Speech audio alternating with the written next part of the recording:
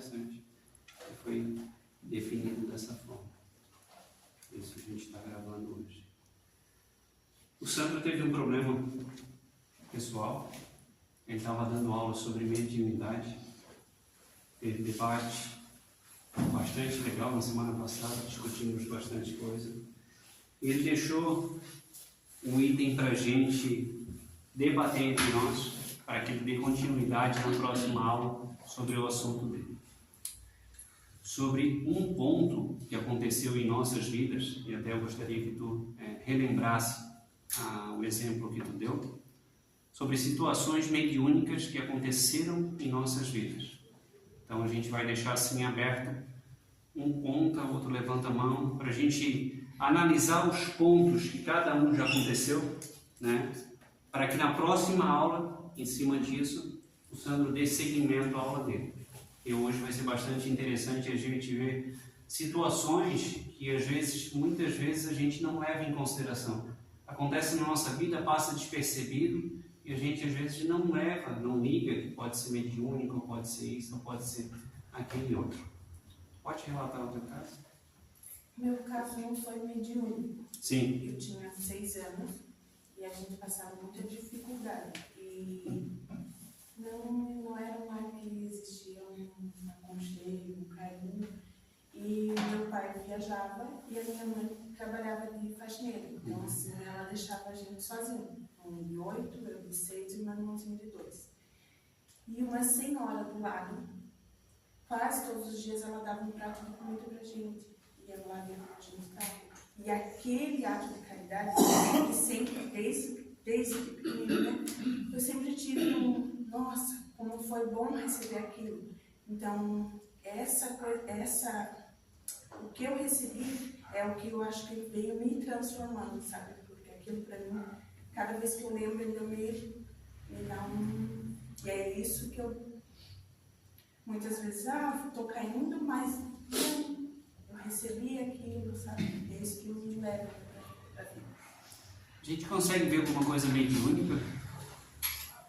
O ato de caridade dessa senhora, será que não teve o apoio de alguém por trás? Tem toda a caridade, não vou tirar o mérito dela, por favor, a gente não pode caracterizar o mérito da pessoa, né? Uma senhora muito bondosa, mas com certeza sempre tem uma influenciação por trás. Sempre tem alguém que diz: eles estão precisando, vai lá ajudar. Esse tipo de coisa que a gente às vezes passa despercebido, né? Tem uma live que eu chutei agora há pouco tempo, que a moça se diz a reencarnação de Helena Petrovsky. Não tem as pessoas que acreditam ou não, mas enfim, o caso não é esse. E sim o que ela traz, né? Que ela diz que a pergunta que eles fizeram: a gente escuta os nossos mentores? Aí ela fala quase assim, ela assim: minhas crianças, vocês dão mais atenção ao mundo que não existe que é o de vocês, ao verdadeiro mundo que são os espíritos que sempre intuem a vocês, a que vocês não dão atenção. E muitas vezes vocês não escutam o que eles estão lhe dizendo. Eu acho bem legal, às vezes, que a gente está com a cabeça a milhão, preocupado em um monte de coisa, e do nada aquela situação se resolve, a gente parece, como é que resolveu? Parece que simplesmente resolveu. Então a gente às vezes torna uma situação tão pequena algo tão grandioso. Mas vamos lá, mais alguém? Outras situações? Talvez uns 20 anos, 15 anos atrás, a minha filha, a Natasha, nossa filha, né? Ela sofreu um atropelamento lá no bairro da Tijuca. Ela estava saindo do trabalho e foi um ônibus que atropelou ela. E foi um ônibus, né? Coletivo que atropelou ela. E ela parou a poucos centímetros da roda traseira do ônibus. Ela ficou literalmente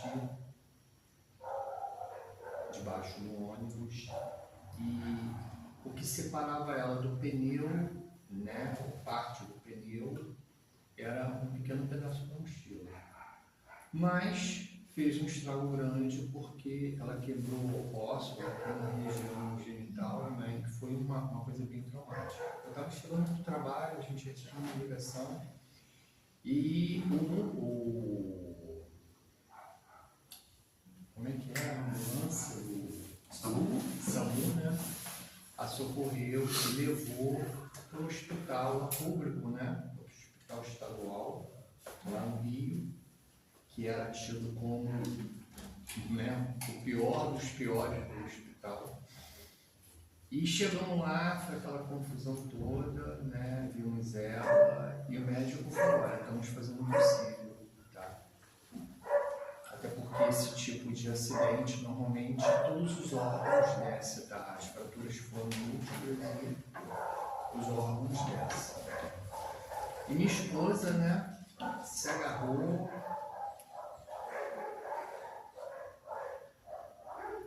ao médico, né? Ao médico espiritual, fazia de mesas, a gente orou a noite inteira, foi uma noite muito complicada. Mas como, né, ela tinha um plano de saúde, o hospital falou: olha, vai ter que transferir ela para um hospital particular. E aí foi outra guerra. Eu queria que ela fosse para Niterói, que tem hospitais lá, né, de nome, de renome. E aí o plano de saúde não aprovou. Eu briguei, não aprovou, caiu em São Gonçalo, lá no Morão. E aí foi uma decepção. Mas não teve jeito. E, para nossa surpresa, quando chegou no hospital de São Gonçalo, tá? O amparo que ela teve dentro do hospital, médicos chegando de madrugada, foi tanta gente assim, né, Laura? Uma coisa que a gente nem acreditava, né? E teve, assim, vários médicos estudando o caso dela, tá? E quando chegou o ortopedista responsável, o Dr. Johnny, tá? Um japonês desse tamanhinho, eu vi ele chegando, era mais ou menos 5 horas da manhã, a gente estava no estacionamento, né, desesperado. Ele viu assim, ele falou: tranquilo, tá? O hospital lá, público do Rio de Janeiro, salvou sua filha, tá? E a gente vai dar continuidade aqui. E foi uma, não foi duas, foram 3 ou 4 cirurgias, tá? Resultado, tá? Hoje minha filha mora em São Paulo, por motivo de trabalho, e ela é ciclista. Ela tem uma pequena diferençazinha de altura, ela ficou algum tempo na cadeira de roda. Tá, cama, cadeira de roda, foi todo um processo, mas assim,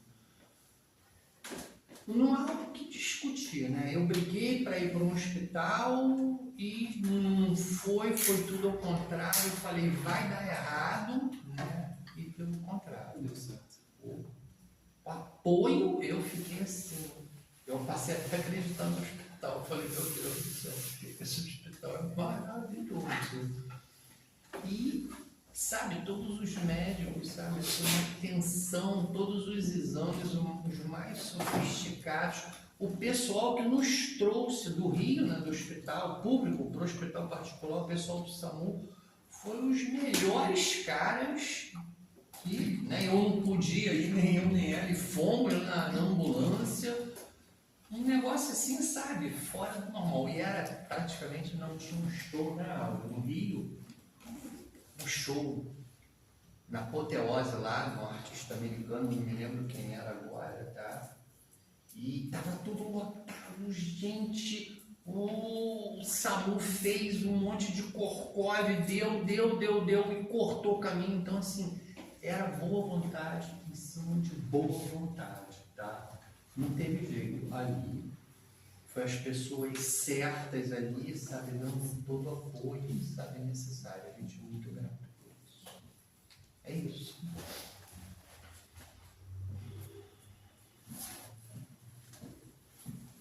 Mais alguém?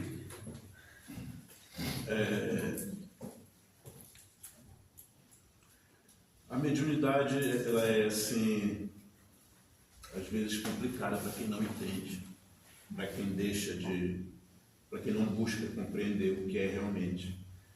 Desde muito cedo, os eventos mediúnicos já ocorriam comigo, e às vezes me incomodavam porque eram espíritos já numa situação complicada.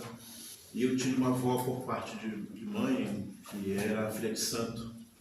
E ela já muito cedo notando isso, falou para minha mãe, que já me achava que eu era maluco, era desajustado, porque falava coisas sem nexo e via coisas que ela não compreendia.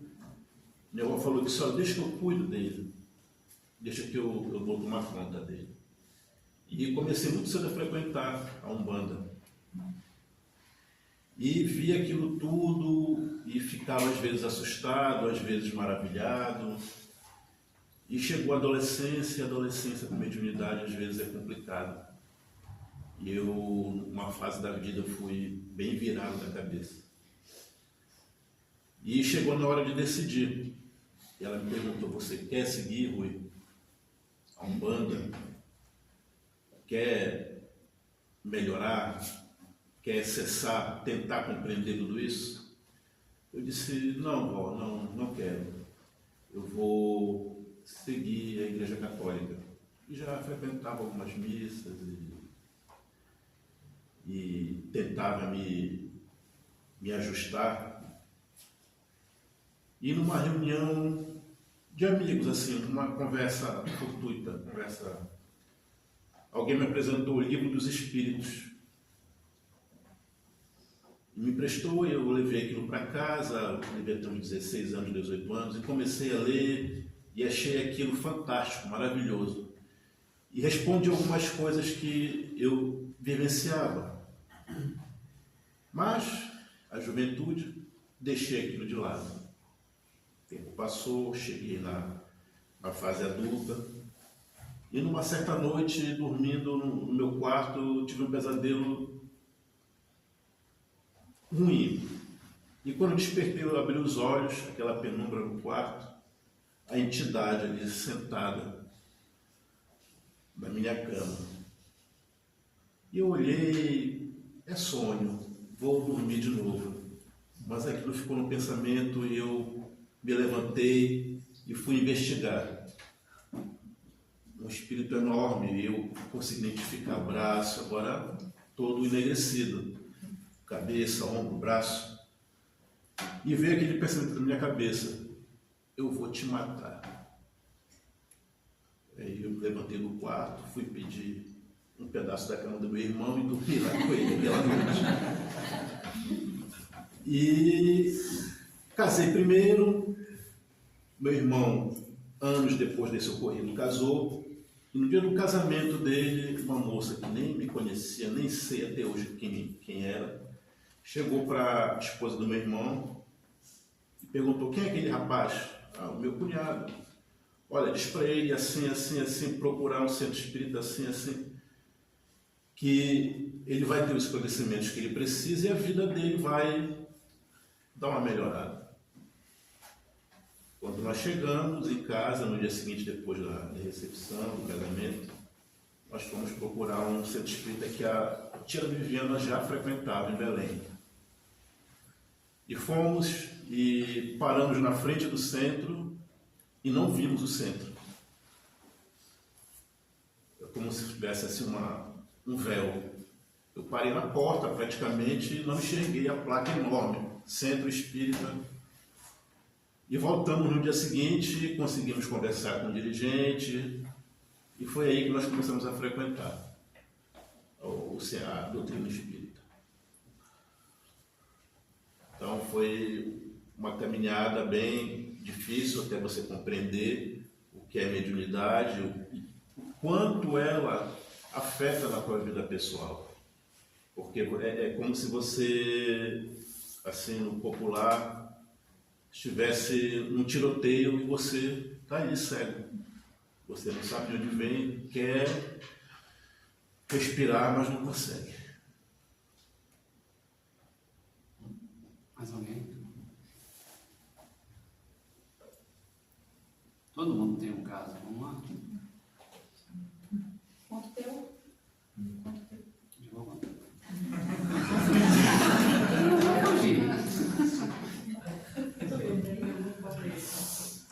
Eu tenho já na frente ali. Mas não foge que não vai ter Venho que do catolicismo, né, desde pequena. Fiz crisma, primeira comunhão, grupo de liturgia, retiro jovens, era do tipo que realmente via na missa. E isso era tão forte, essa parte, que era uma opção. Minha mãe me obrigou a fazer primeira comunhão, eu queria, eu ficava empolgada para fazer. Eu andava até mas eu andava com um livrinho pequenininho que falava como que nós católicos tínhamos que responder crentes e espíritas. Né? Tipo, por que reencarnação não existe? Tudo isso, tipo, de católico que eu era, sabe? E a minha mãe, ela era enfermeira de crianças com necessidades especiais. E ela ficou doente, ela ficou com câncer. Aí eu não entendi Deus. Como assim? Minha mãe, sabe, teve muito relacionamento na vida dela, trabalha com crianças com necessidades especiais, como que ela poderia ficar doente? Não tinha sentido para mim, ela não ia ficar doente. E aí eu cortei as minhas relações com Deus. Ainda bem que ele não corta comigo. Não bem. Mas eu cortei minhas relações com Deus. E fui estudar tudo que você imaginar. Né? Tudo que você imaginar e que eu nunca tinha ouvido falar. Né? Então, para você ter uma ideia, fui até a história das religiões no MASP, que é um museu. Então, tudo realmente se imaginar. Reiki, evangélicos, espiritismo, qualquer coisa que me falasse, você vai fazer isso aqui e sua mãe vai se curar, eu estava lá. Lágrimas de vamos, água de não sei onde, sim, levar padre, pastor na minha casa, tudo que você imaginar. Né? E não deu certo. Né? Minha mãe faleceu. Né? Minha mãe teve câncer e teve um processo de 6 meses. Aí. Foram 6 meses extremamente importantes na minha vida. Né? Eu hoje te falo assim, não tenho nenhum remorso da minha mãe. Sei que fui uma boa filha, eu tive paz. E eu tive paz porque eu tive um aconselhamento espiritual que eu nem sequer estava disposta a receber. No último dia que eu vi minha mãe com vida, foi a primeira vez que eu escutei alguém falar comigo. E foi uma mistura de um surto, de ter vivido aquele momento, e o surto da minha mãe. Minha mãe já estava tomando morfina, né? Aí eu já tinha falado, tipo, ok, beleza, aceito. E eu sentei para ver minha mãe, né? Eu coloquei minha mãe aqui no meu colo, ela já estava bem mais magra, né? E eu lembro como se fosse hoje.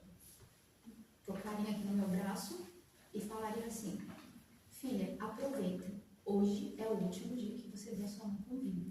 Eu não esqueço essa frase. E eu tenho certeza que não era um pensamento meu. Mesmo com a minha falta de conhecimento, porque aquilo era totalmente algo diferente do que eu iria pensar. E eu olhei para o meu ombro e eu senti meu ombro quente. Aí eu surtei. Eu beijei minha mãe, pedi desculpa, pedi perdão, falei que ela podia ficar em paz, que eu ia ficar bem, que eu ia ficar bem.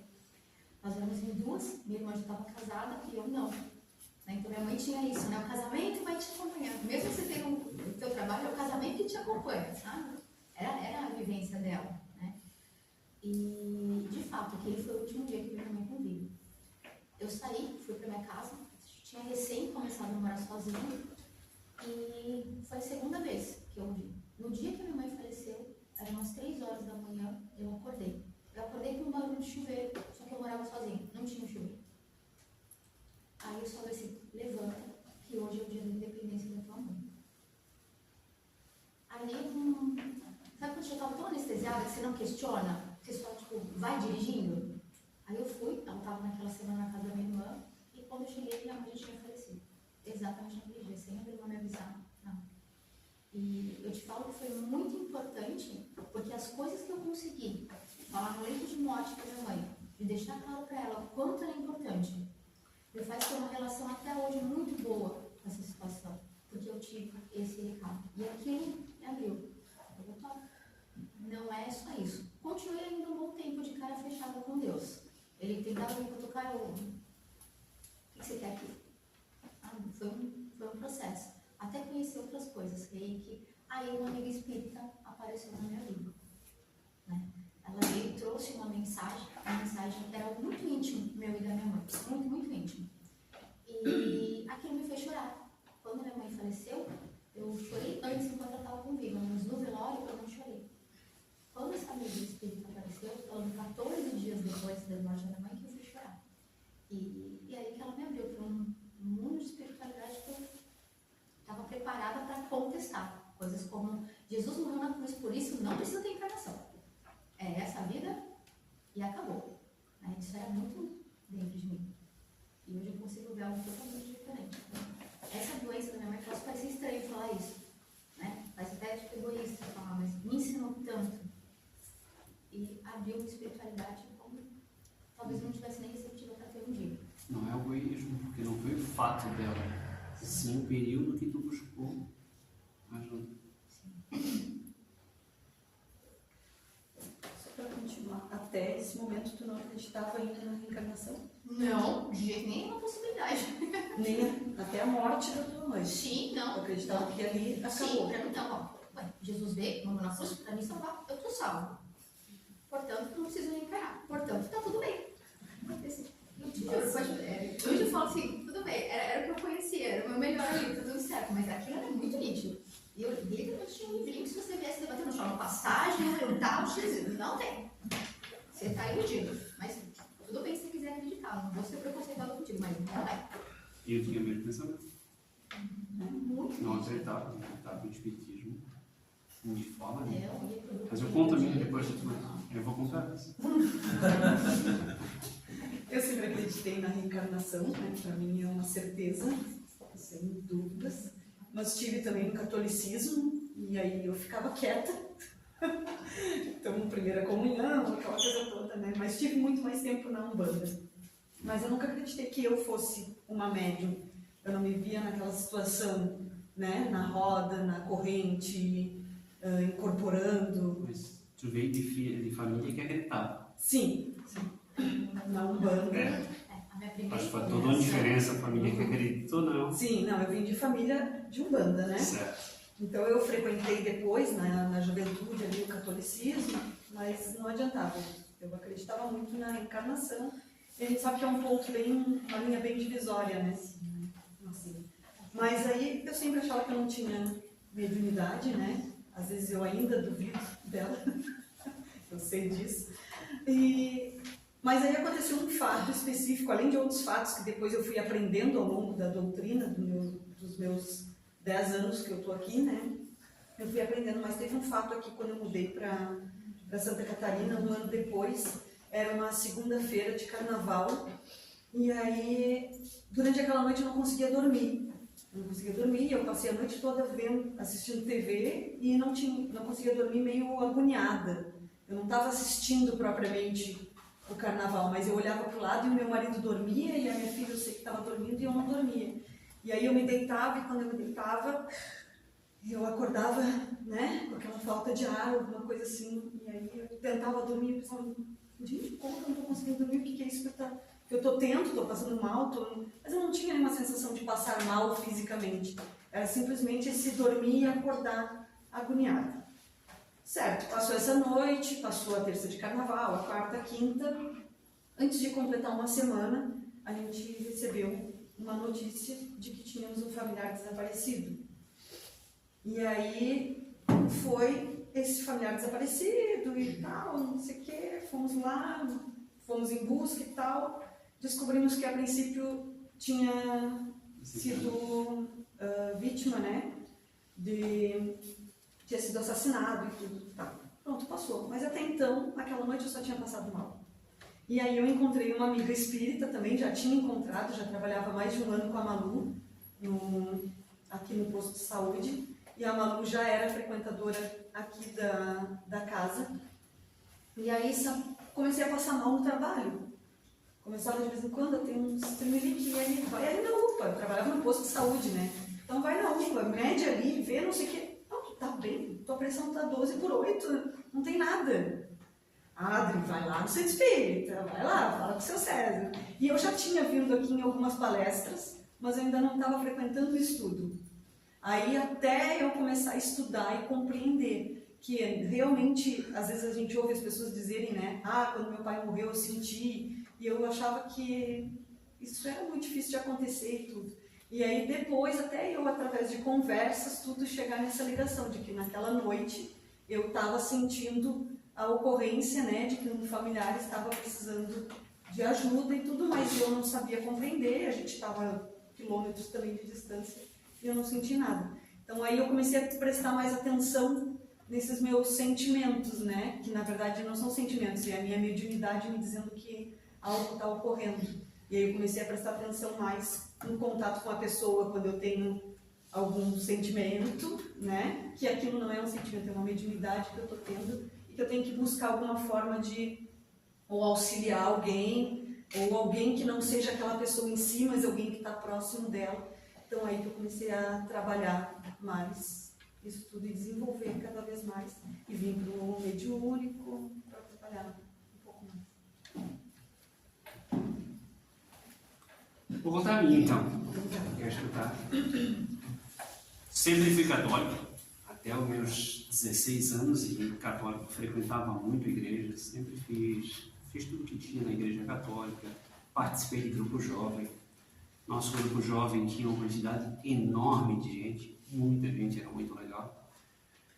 Tinha alguns conflitos dentro da igreja católica, porque algumas das pessoas que participavam, né, eram usuários de droga, né? Só que durante o momento que tinha, eles não utilizavam, só que membros da igreja brigavam porque não aceitavam que eles participassem. Tivemos todo um conflito e tal, isso perdurou por um período, e eu sempre fui muito contra a doutrina espírita e reencarnação, né? Na igreja católica a gente aprende que realmente é daquela forma. E eu brigava com a mãe. A mãe era alguém que buscava sempre, desde muito cedo, alguma coisa, porque a mãe sempre teve uma mentalidade muito ostensiva. Então a mãe já teve em banda, um monte de lugar onde teve, procurando ajuda pelo que ela sentia, porque ninguém conseguia explicar o que ela sentia. E eu brigava muito com aquilo, porque eu não aceitava. Até que um dia ela começou a ir, mais o meu irmão, no centro espírita, na Bica d'Água. Uma senhora de um centro espírita maravilhosa, frequentei muitos anos lá. Sou muito agradecido por tudo que eu aprendi com ela e depois nessa casa. Mas eles começaram a ir escondido e eu fiquei empolgado com aquilo. Só que eles estão indo que eu não vou, né? E eles não falavam, eu perguntava e desviavam o assunto. E até que um dia eu briguei com a mãe. Tá, mas quer ir? Vamos? Ah, mas onde é que quer ir? Vamos. Fui dentro do carro, cheguei lá no lugar, me senti muito ruim. Mas muito ruim mesmo. Muito ruim. E nessa época, né, ia uma criancinha pequenininha e ela ficava no meu colo. Ela ia com nós e ficava no meu colo. E eu percebia que quando eu estava com ela no colo, o negócio era tranquilo. Eu tirava ela do colo, o negócio. Então, o negócio é ficar com ela no colo e vai ficar tudo bem. E o negócio foi começando a ficar intensivo. Intensivo. E aí, entrei na minha parte de juventude. Fiz muitas besteiras. Tive muitas consequências. Nesse meio período dessas consequências, comecei a frequentar, né? Ia lá, assistia a palestra, tal, que ela falava, e o negócio cada vez mais ostensivo. A ponto de que a menininha não foi mais e eu entrava lá dentro e eles tinham que me agarrar entre 3, 4 e me levar para dentro não dá passe. Tinha que ser 3, 4 grudados ali, porque você não conseguia carregar para dentro. Estava totalmente fora de si, totalmente obsediado. Ou auto-obsessão, sei lá o que poderia ser. Mas enfim, aquela briga toda, aconteceram algumas coisas na minha vida que não tem explicação de como aquilo se desvendou. Como é que eu superei aquilo, como é que eu passei aquilo, como é que aquilo aconteceu e eu não desencarnei, coisas que não tem explicação, não consigo até hoje explicar, né? Sem ver o lado espírita, não tem como explicar tudo que aquilo que aconteceu. Mas aí eu vou entrar num caminho muito grande e vou estender demais. Resumindo, comecei a frequentar e ela me convidou para estudar. Quando eu comecei a estudar, né, tive uma parte que gostava muito de sair, festa, bebida, né? E quando eu comecei a estudar, eu não tinha mais vontade. Pô, o pessoal disse, tá, mas tu não vai? Cara, hoje eu não vou. Mas por quê? Não estou com vontade. Estou enjoado, estou ruim. Chegava naquele momento, não dava vontade de sair. Estranho. As coisas começam. E aí uma vez eu estava lá dentro e veio claro assim. Hoje é dia de escolher. Escolher. Tem nada para escolher. Hoje tem que escolher. Qual é o caminho que tu quer seguir? Que caminho? Que coisa louca. Não estou entendendo nada disso. Coisa... Ficar fora de si. Tu mal está estudando, mal está aprendendo tudo aquilo e do nada alguém que não está ali está conversando contigo e está dizendo que tem que escolher. Não tem que escolher o quê? Não tem que escolher nada. Não vou escolher nada. Tem que escolher. Qual é o caminho, qual é o outro. Não vou escolher nada. Sai, ferro mais um tempo e aquilo de novo, sempre que tinha estudo, a cada sábado, todo sábado tinha, eram os sábados, as palestras elas eram terça e quinta, né? Nesse meio tempo ela já me botava para dentro, incorporava um atrás do outro, era um processo incrível. Incorporava lá dentro do centro, 10, 12, 15 incorporações seguidas. Trabalho. E foi onde eu fui, a minha mentalidade foi aflorando. O negócio foi começando a abrir de uma forma descompensada, porque estava abrindo uma coisa que eu não tinha consciência do que era. As sensações aumentavam cada vez mais e tu não tem controle daquilo que tu está fazendo. Lá dentro era algo muito fantástico que estava acontecendo, ela controlava, a mentalidade dela era também muito ostensiva. O centro tinha um amparo sem tamanho, lá dentro era tranquilo. O problema era sair dali para fora e passar o resto do dia ou da noite com todos aqueles sentimentos. E aí, de novo, esses sentimentos de escolher qual é o caminho que tu quer. Mas não é aquele caminho de dizer assim, não, agora tu é um santo e vai por esse caminho. Não. É escolher o caminho de que ou tu para de fazer isso aqui e segue isso aqui, ou tu segue isso aqui e vai embora. Porque não dá para fazer os dois. Não tem como fazer os dois. Não tem como vincular isso aqui com isso aqui. Não há essa possibilidade. Isso uma hora vai dar choque lá na frente e a consequência vai ser drástica. Então tinha que escolher. E já que estava acontecendo tudo aquilo e a sensação foi naturalmente se deixando, não quis mais e fui me aprofundando e o negócio se abriu ostensivamente. Né? E lá eu atendia muitos casos, e lá era o centro de desobsessão. E os casos eram muito mais complexos do que acontece aqui. Né? Trabalho um pouco diferente. Né? Basicamente o que acontece no terreno de um banco, só que em casos mais pesados, porque eu não sei se vocês já analisaram, mas cada centro trabalha um tipo de serviço um pouco diferente. Né? Uns mais ostensivos, outros menos ostensivos. Cada um tem um tipo de trabalho que a equipe espiritual traz. Né? O nosso é um centro mais tranquilo, não tem trabalhos muito pesados, né? Como acontece em alguns centros.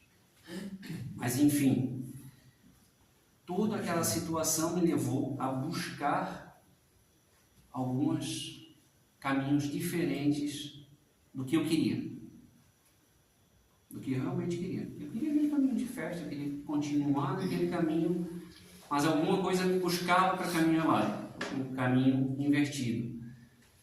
E dali eu tive algumas visões do que aconteceu, vidas passadas, e sensações e emoções, e começaram a ficar mais realistas sobre o que eu realmente precisava fazer nessa encarnação, ou a consequência dela ia ser catastrófica.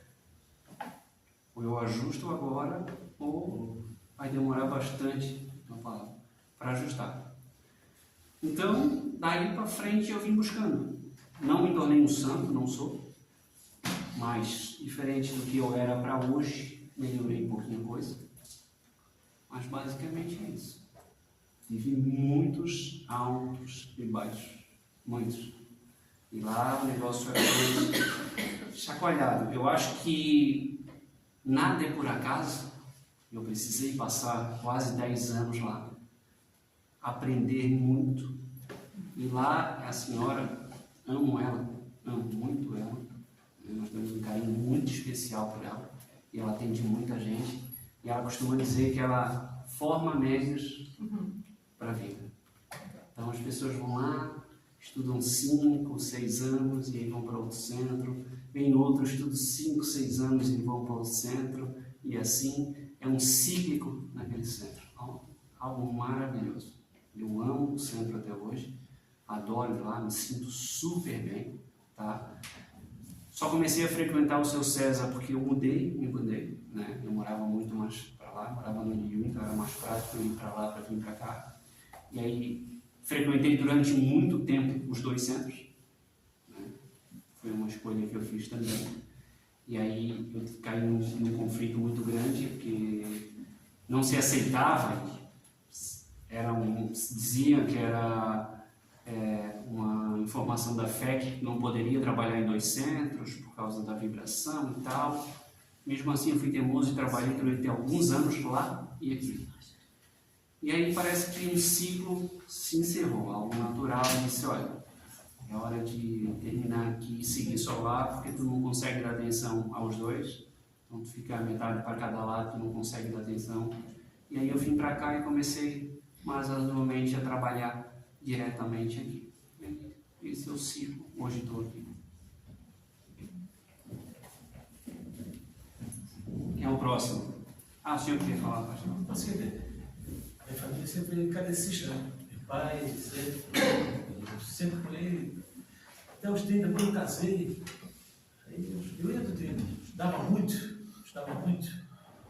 Um dia eu estava na minha casa, eu estava em casa, não sei o que, minha esposa, me apaguei. A outra recebi um preto velho em casa. Preto velho? Você tem preto velho? Isso, cadecista dentro de casa. Vem me ligar e pensou assim, preto velho. Aí, dentro de casa, preto velho, né? Pensou a casa toda, casa, tudo. Isso aí, preto velho, o cadecista dele, isso aí, banda. Aí eu desci, fui eu, meu pai estava na cama, e tinha um senhor lá atendendo meu pai. Ele estava com uma divindade chamada Maria Cunga.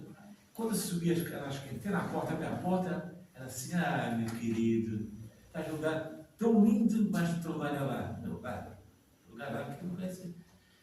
Vem quando eu venho, vai para minha casa, vem. Veja um lugar bonito assim. Quer para minha casa? Vai conhecer. Ao chegar a cair, comecei a trabalhar numa banda. Trabalhei 20 anos, aí nasceu aqui para mim. Aquela ritual, não é para mim assim. Eu sonhei com a minha avó, Maria Conga, no Rosário, os Pimangueiros, eles apareceram para mim.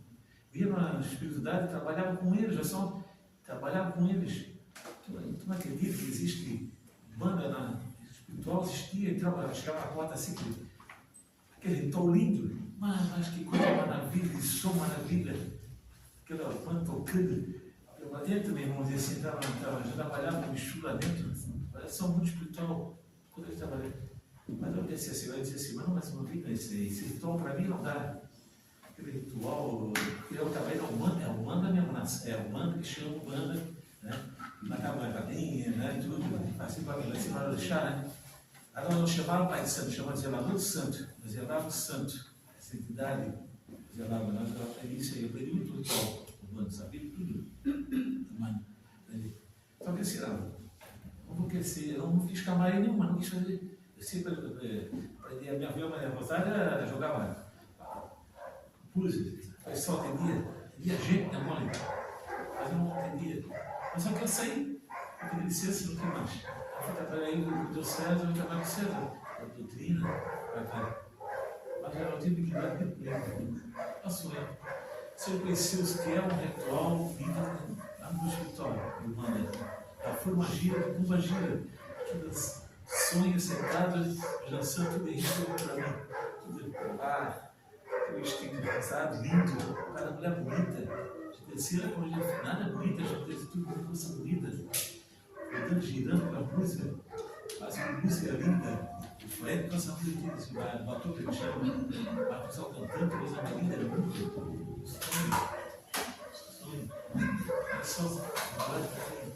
Mas o que mais? Eu teria muita gente só respeito, teria muita gente lá. Na casa lá Ela se da manhã, eu trabalhava ali no lugar, eu trabalhava com ela. Mas nunca vi mais ela. Eu nunca vi mais ela, trabalhei mais. Nunca mais ela. Nunca mais. Sei porque eu gostei. Mais alguém? Parece até engraçado, mas eu acho que é a coisa mais normal, às vezes, católico, criado na igreja católica,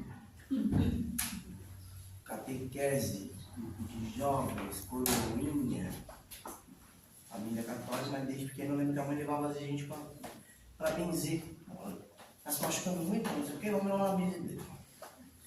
Até que um dia ela levou nós para benzer, a benzedeira tinha desencarnado e estava velando ela na sala da casa. Minha mãe ficou morrendo de medo e não quis saber daquilo. Aí eu sempre fiquei com esse conflito na minha cabeça, né? Porque na igreja católica ensinava uma coisa, daqui a pouco dizia que tinha que ter medo de espírito, e eu, para ir à noite no banheiro, morria de medo, podia aparecer um espírito, mas eu não conseguia entender aquilo. E aí fui crescendo, e eu continuava indo na igreja católica, né? Sempre aquela história, morreu, acabou, vou esperar uma Jesus, mas eu acreditava, às vezes lendo algum trecho da Bíblia, alguma coisa que se contradizia nas coisas, quando falava do Espírito, aquilo, tá? E segui alguns caminhos aí que não eram muito legais, né? Comecei a usar droga, juventude, festa, música, banda, rock and roll na veia, aquela história toda. E comecei a usar muita droga. Um dia muito alucinado da droga, tentei, né, o meu suicídio. Aí, quando eu me dei por si, né, que eu fui descobrir realmente a mediunidade, eu estava me vendo na maca, lá no HU, eles tentando me ressuscitar, o grau da morte era no 0, eu estava no 1. E dali eu dei uma viajada, nossa, para outras dimensões, outros lugares que foi uma coisa assim muito tenebrosa, eu acho, pela minha atitude que eu tive, né, de tentar tirar a minha vida. Recebi alguns conselhos e fiquei com medo de tudo aquilo, até que eu voltei para o hospital, estava toda a minha família em volta de mim, desesperado, chorando, e eu vendo tudo aquilo do alto do quarto, minha mãe, meus irmãos. Daqui a pouco, quando eu me vi, eu tinha acoplado meu corpo de novo e estava voltando, debatendo na cama. Aí, quando eu voltei, fui voltando assim, fui contar o que aconteceu, né? Todo mundo me chamou de maluco. E aí, isso aí, eu estava dopado, foi muita medicação, mais a droga, mais isso, mais aquilo, fui deixando de lado, enfim.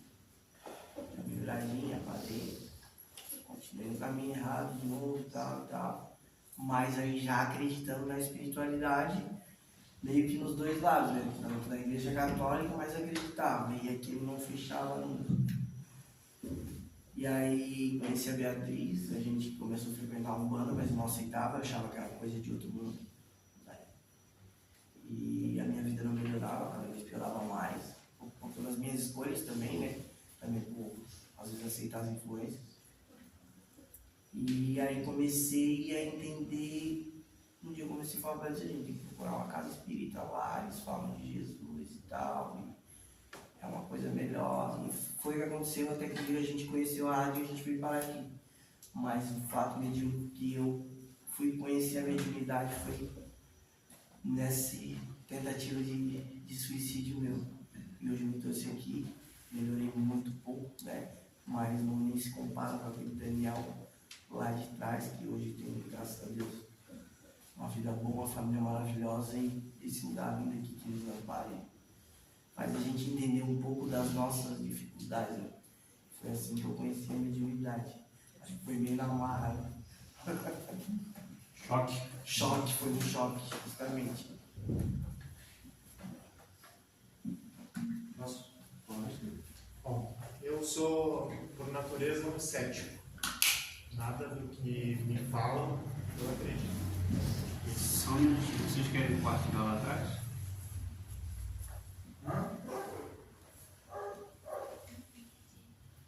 Presta atenção. Então, nada do que me falam, eu acredito, assim, de início.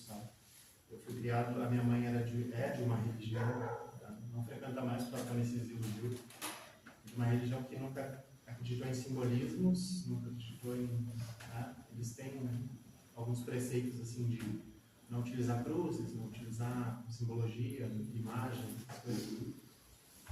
E isso tudo que a gente está falando para eles é coisa, era, né, pelo menos para as pessoas daquele círculo, era coisa do demônio.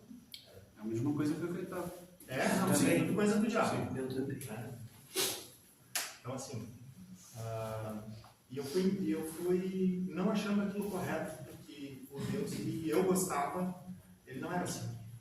Todo mundo que estava fora disso aqui não estava, não era, não prestava.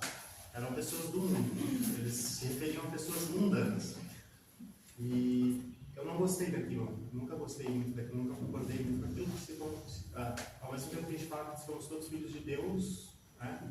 Uns filhos que Deus não gosta, quer dizer que não obedece, não presta. Aí, uma amiga da minha mãe morreu, eu tinha uns, sei lá, 9 para 10 anos, e ela era católica, então ela não prestava, né, do nosso ponto de vista.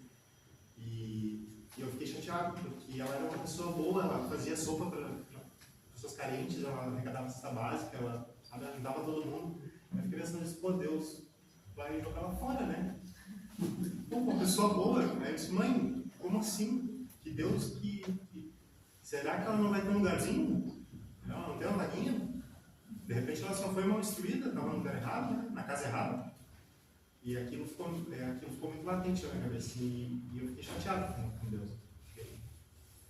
Tipo, eu não quero seguir esse Deus de vocês.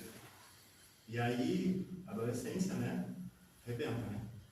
Aí já ficava no mundo, na verdade parece. E eu, durante muito tempo, eu fiquei muito longe de Deus, assim, em relação até beirando o ateísmo, né?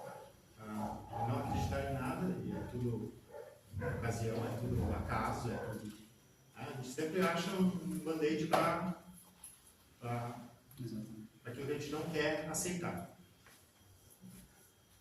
E aí, muita coisa, também fui parar numa casa de onda, também quase morri de coração, porque né, entrar lá e veio um negócio muito violento assim. Aí me jogaram uma fumaça de charuto na cara que desapareceu e disse, opa, aí tive alguns episódios assim, vi muitas coisas, mas o melhor de todos eles foi, acho que é algo bem recente. O melhor, minha melhor visão mediúnica, que é o foco que a gente está falando, foi que a minha irmã, ela é terapeuta e ela trabalha com via energética. E ela fez um procedimento em mim muito forte, assim, que ela chama de quebra de contratos. E ela fez muitos no mesmo dia, no curto espaço de tempo. E eu viajei de Porto Alegre para cá.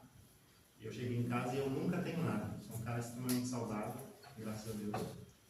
E aquele dia parecia que tinha me dado uma machadada na cabeça. Assim.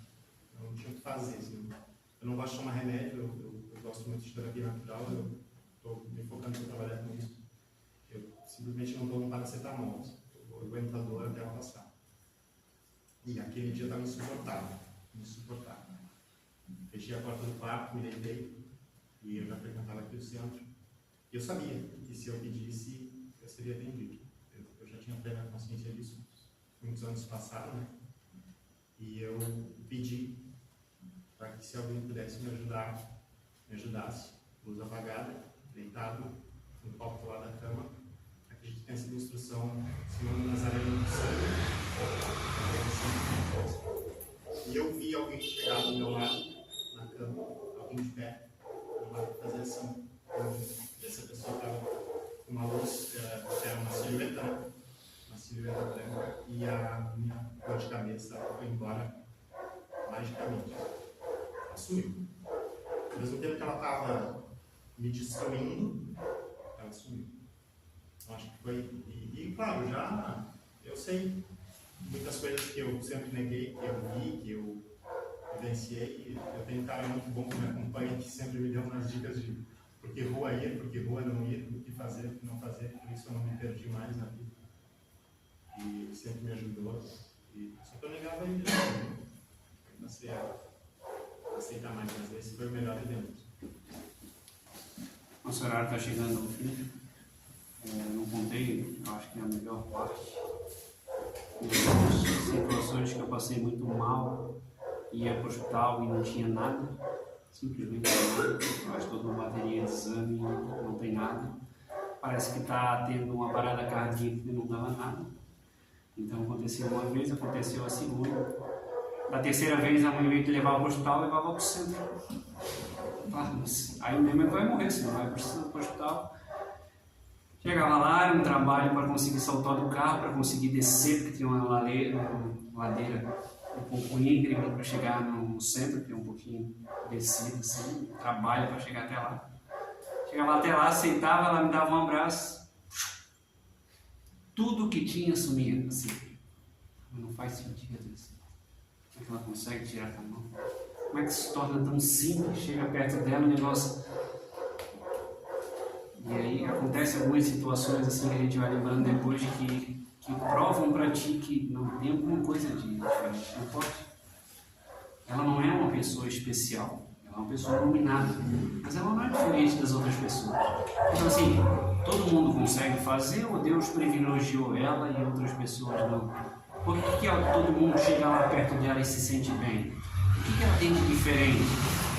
E aí conflita exatamente o que a gente aprendia na Igreja Católica. Não, Deus é justo, Deus é igual para todo mundo, mas não faz sentido. Tem umas coisas que não fecham, né? E aí aconteceu muitas coisas. Aconteceu comigo, aconteceu com meu irmão. No final já não levava no hospital, levava para lá para tomar um passe. Tomava um passe, saia bem.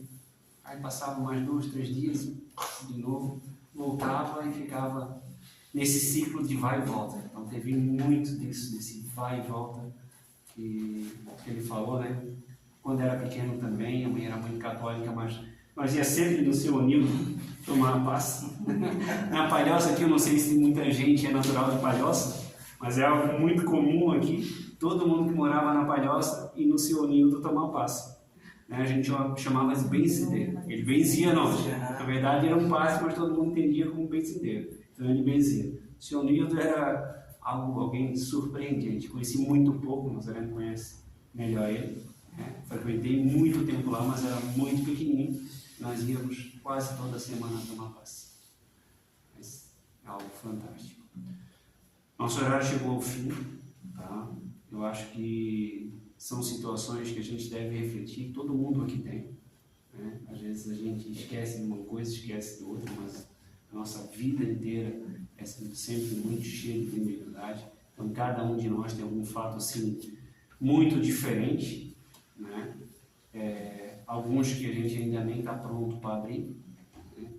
Ainda está dentro de nós, outros que a gente já consegue, e assim vai o nosso desenvolvimento, buscando um pouquinho a cada dia, se abrir para essa realidade que não é nada de sobrenatural, apenas algo bem natural. O Sandro, na próxima aula, provavelmente ele vai escutar. Em cima disso, ele traz todo o conhecimento. Sugiro que todos vocês, se puderem, assistir a aula dele. Foi uma aula muito boa, muito enriquecedora. Alguns debates fervorosos que aconteceram naquele dia, mas algo que a gente precisa realmente analisar, não preciso aceitar, mas como a gente trata na doutrina espírita, cada um tem o direito a expressar aquilo que sente, né? E nós temos todo o dever de respeitar o pensamento do outro, mesmo que aquilo ainda